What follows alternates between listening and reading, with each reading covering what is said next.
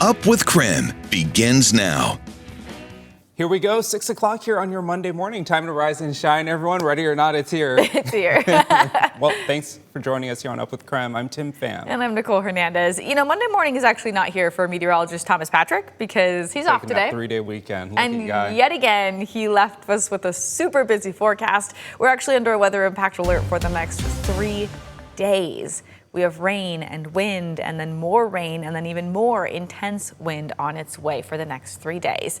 This, though, a live look over Coeur d'Alene where you can see, you can't really tell because it's dark, but it is lightly raining, not just in Coeur d'Alene, but across most of our region right now. 47 degrees, which is why all of this is coming as rain instead of, the snow we all kind of hope for this time of year.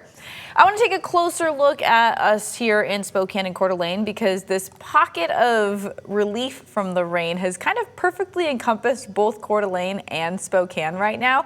It's kind of funny that pretty much everywhere else in our region is getting this light rainfall except for the Spokane Valley Ford Cheney area and then a tiny little circle around Coeur d'Alene. Coeur d'Alene's been on and off all morning, kind of in and out of that relief. But other than that, everywhere else across our region, from Deer Park to Sandpoint to Ritzville to the Palouse, under that rainfall. Here's a live look at the traffic impact this morning from I-90 and Maple in downtown Spokane. You can see a little bit of a shine on the roadways that it is indicating that we're getting some of that light rain Nicole just told us about. So keep that in mind as you head out the door. But overall, no major traffic impacts at this hour. On Up with Krim, we do bring you weather and traffic together every 30 minutes. Right now, North Idaho continues to feel the impacts of historic floodings there. Counties across the region are still under a state of emergency. So some of the spots hit hardest were Clark Fork in Bonner County and areas in Shoshone County. The Clark Fork main water line washed away during the flood, so people have had to boil their tap water over the weekend. While some water levels have gone down, we will have the chance for more rain and flooding this week. Meanwhile, in western Washington, people are still cleaning up from their record of flooding. Last week, the Skagit River flooded roads and neighborhoods. The National Guard had to step in to help with the damage. One family in Burlington says there was 3 feet of water inside their home on Friday. And to make things even more stressful, they just welcomed their newborn into the world 10 days ago. Very joyful moments, but at the same time, we have those breaks where we see the cameras and we see the devastation, not only to our house, but, the people around us. The federal government approved aid for Washington. That means the state will get up to 75% of damage costs covered. It says evacuate, evacuate, evacuate the property immediately. An evacuation has been ordered due to flooding conditions. For your safety, please evacuate the property immediately. Some residents are still being told to evacuate. The city of Auburn has ordered nearly 1,000 people to evacuate. The floodwaters making it hard for people to leave by car. Some people having to try to drive through floodwaters, stalling their cars.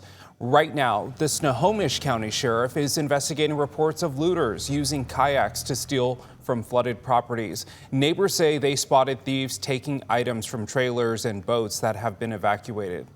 People are coming from all over the area just to take advantage of these people who can't get to their properties right now. And it's heartbreaking.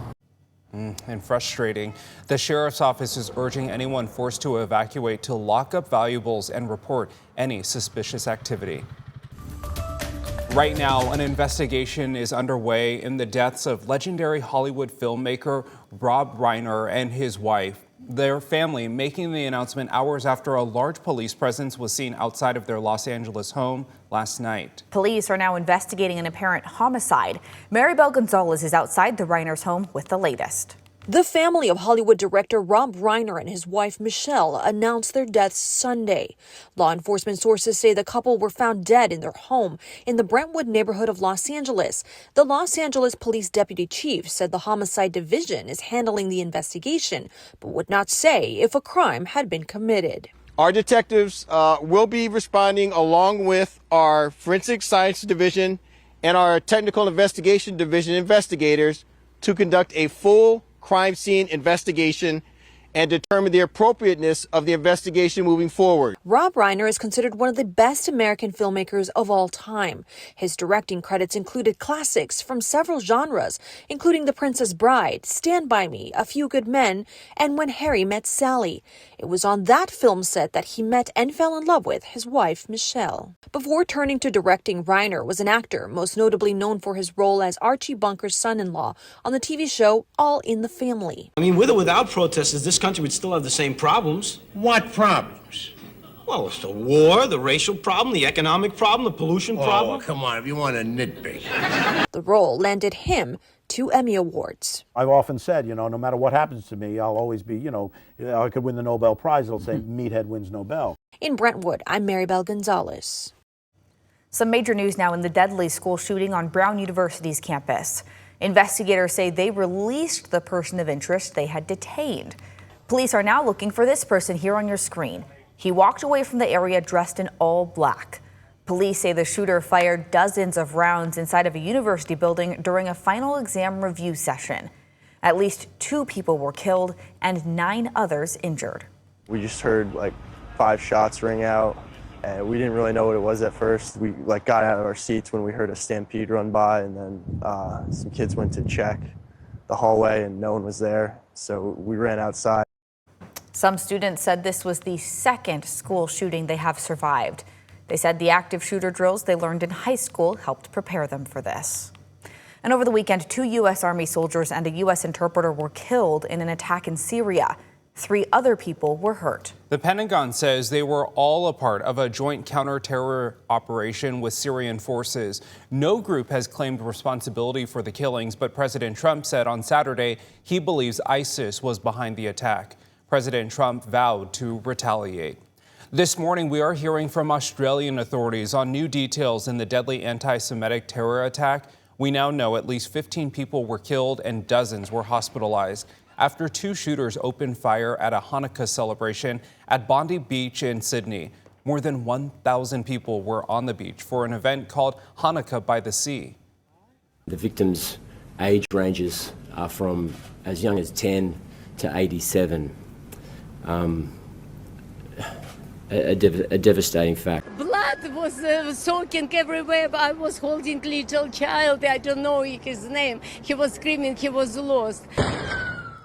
Authorities now say 2 gunmen are a 50-year-old father and his 24-year-old son, identified as a Pakistani national based in Sydney. The older man was shot and killed by police.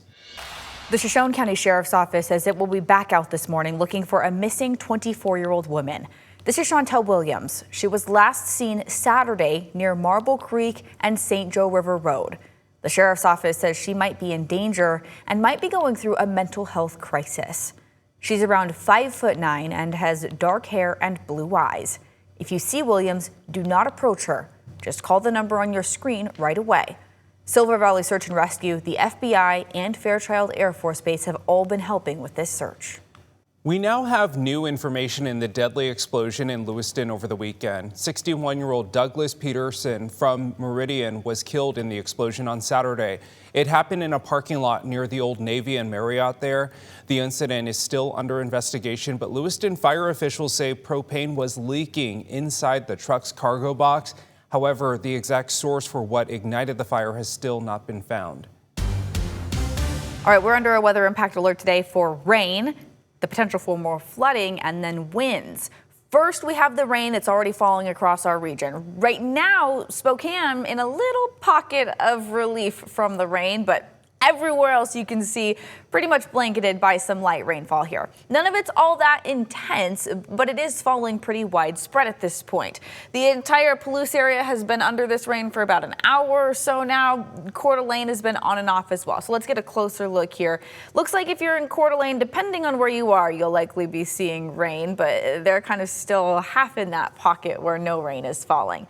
Other than that, everyone north and south getting rain. Deer Park, Spirit Lake, Newport, Sandpoint, everywhere seeing that. The other big thing we want to talk about today is the temperatures. We have the chance to reach 55 degrees today. If we do that, it would be a record high temperature for this day historically.